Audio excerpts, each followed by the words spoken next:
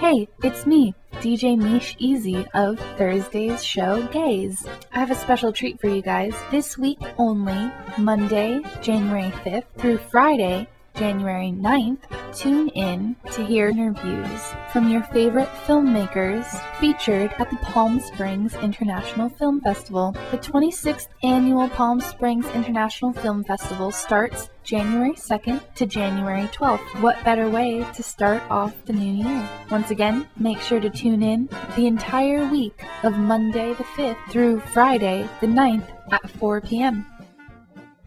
Welcome to the show. I'm DJ Mish Easy, and you're listening to KDHS 98.9 FM.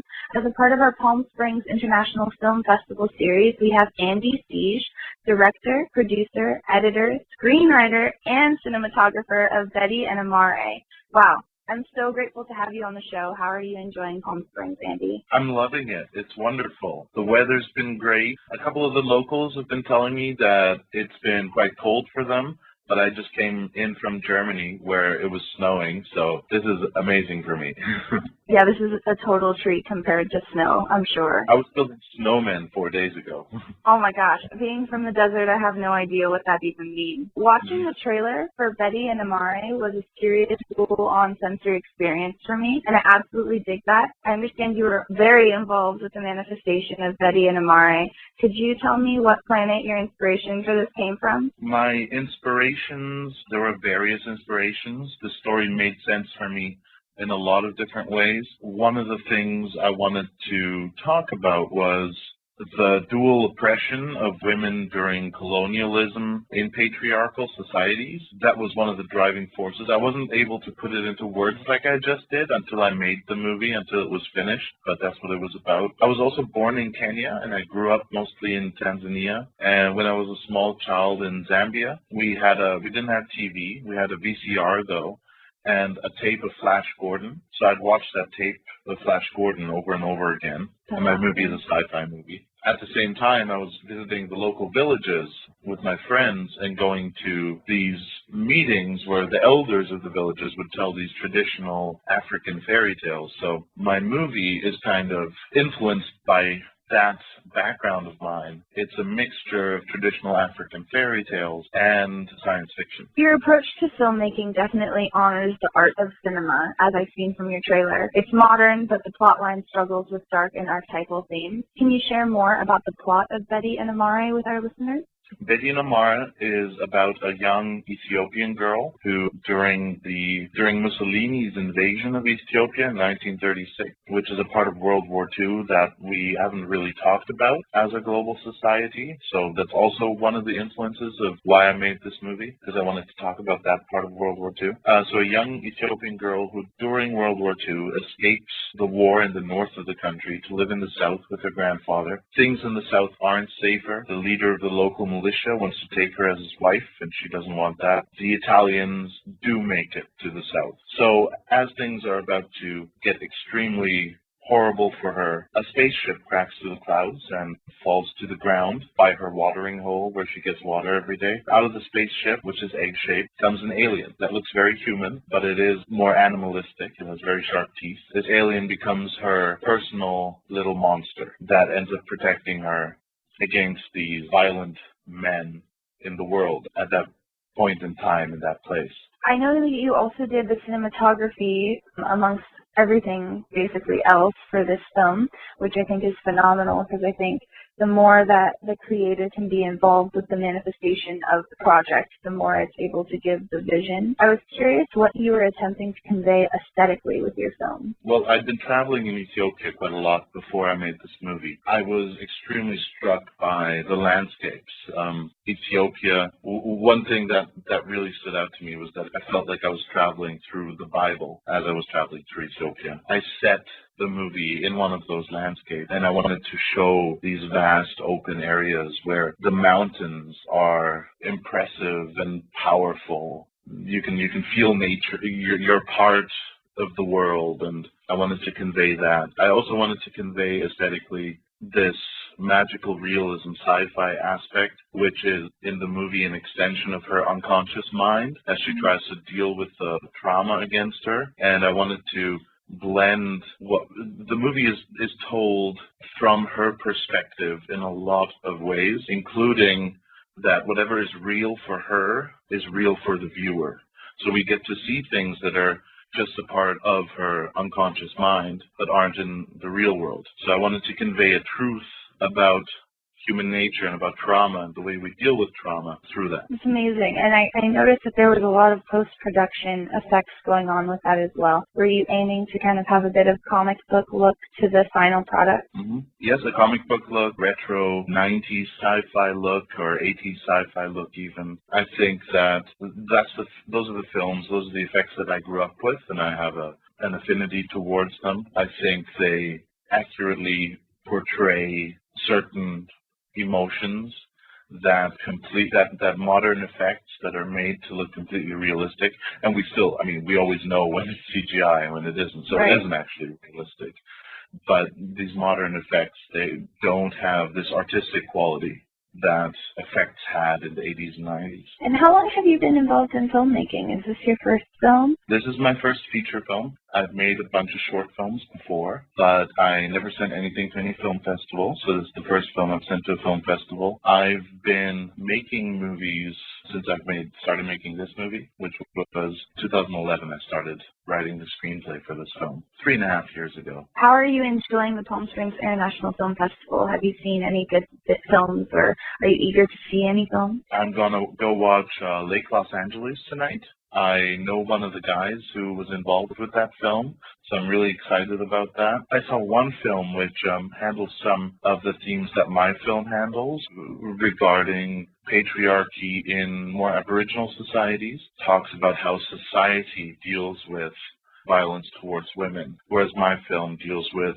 the internal struggles of violence towards oneself, towards women. I really appreciate that you're bringing in a social justice approach into your film. When can our listeners view the screening of Beti and Amare at the Palm Springs International Film? The first screening is tomorrow, on Friday at 7:30, the Regal, and then the second screening is on Sunday at 10:30 a.m., also at the Regal. Fantastic. Thank you so much, Andy, for calling into our radio station today and being a part of our Palm Springs International Film Festival series. I really appreciate you giving us a call and giving us your perspective on how you view the world as a filmmaker. Thank you very much, and thank you for having me.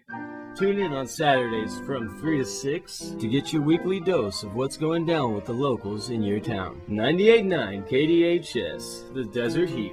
I know your iPhone's cracked. Excuse me? That ain't cool. What? What about that sticky keyboard?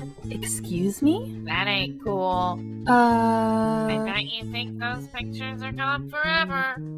That ain't cool. Oh my. The doctor is in town. What doctor? The data doctor. Data Doctor, Computer Sales and Services. Veteran family owned and operated. 760-913-7664. Thank you for tuning in to KDHS 98.9 FM. You're listening to the third episode of our Palm Springs International Film Festival series. We're here with Sadiq Shir-Niyaz, director and screenwriter of Kurmanjan Datka, Queen of the Mountains. Hello, Sadiq. Thank you so much for calling in. How are you enjoying Palm Springs? Hello, Mish. Thank you. I am very happy. Palm Springs is so beautiful city. What's interesting is so much similar in my country with mountain. Yeah, and I every day thinking about now in my country. Only in my country we have not they're all similar in my country. And where is your country? My country, Kyrgyzstan, is Central Asia, neighbor country, Kazakhstan, Uzbekistan, China, in Central Asia. That's awesome. Yeah, I think Palm Springs is definitely so beautiful when it comes to the landscape. There's something about it that's almost enticing and attracting. I'm really glad you're enjoying the atmosphere down there. Is this your first time at the Palm Springs International Film Festival? Yeah, of course. I like Palm. I like this festival because this festival a very excellent organization. And now I in Hotel Riviera enjoying the swimming pool with my friend. And what interesting also, I'm first time in America. What interesting also, very good, very beautiful program, this festival, and really interesting film with creative directors. For this day, introduce all directors, a lot of directors from Argentina, Georgia, Russia, and other country, with actors, with producer, with distributor company, and it was very, very useful for me, very interesting. Thank you. As I've been doing the interviews, I've been finding there's definitely a lot of international individuals at the festival, which is so cool to talk to everybody and hear everybody's different accents and their perspectives coming to America and coming to Palm Springs. I really appreciate your perspective in that sense. Can you tell us a little bit about the plot line of Kurmanjan Datka, Queen of the Mountain? Kurmanjan Datka is very famous person in our country because she is a woman. She 200 years ago, when was very difficult period for our people, she saved nation. She did history, really. She sacrificed own son for our destiny, for our nation's destiny.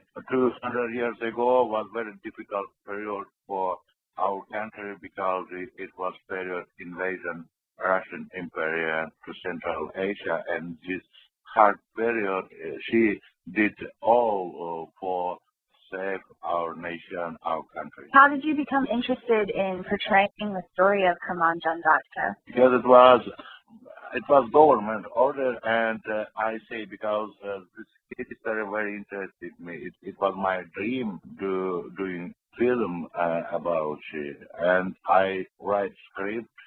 And my script won in competition, and I shoot this film. It's a beautiful film. I watched the trailer, and everything from the landscape to the wardrobe to the coloring is so beautiful. Is that common in that region? Thank you.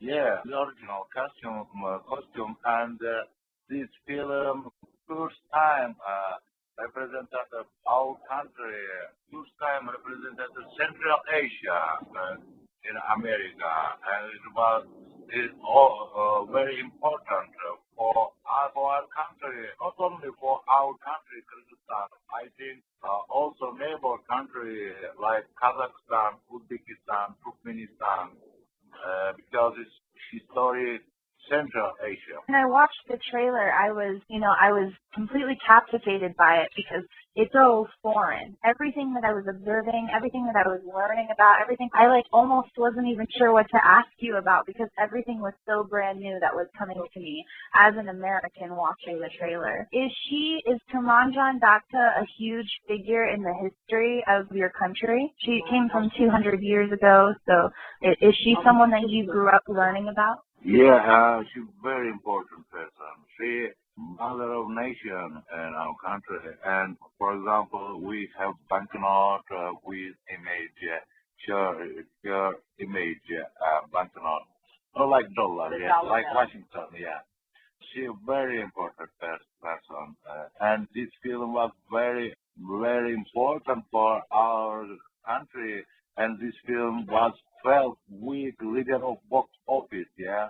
A lot of Hollywood film like Interstellar or The Lucy cannot beat me. 12 weeks, it was record, yeah. When can our listeners view the screening of Kurmanjan Datka, Queen of the Mountain? Our next screening is Thursday at the Camelot Theater at 4 p.m. Fantastic. Thank you guys so much for calling in to KDHS 98.9 FM and having this interview with us and letting us know about the film Kurmanjan Datka, Queen of the Mountains. I really appreciate your time. Thank you. Thank you. Hey, it's me, DJ Mish Easy of Thursday's show Gaze. I have a special treat for you guys. This week only, Monday, January 5th through Friday, January 9th, tune in to hear interviews from your favorite filmmakers featured at the Palm Springs International Film Festival. The 26th Annual Palm Springs International Film Festival starts January 2nd to January 12th. What better way to start off the new year? Once again, make sure to tune in the entire week of Monday the 5th through Friday the 9th at 4 p.m.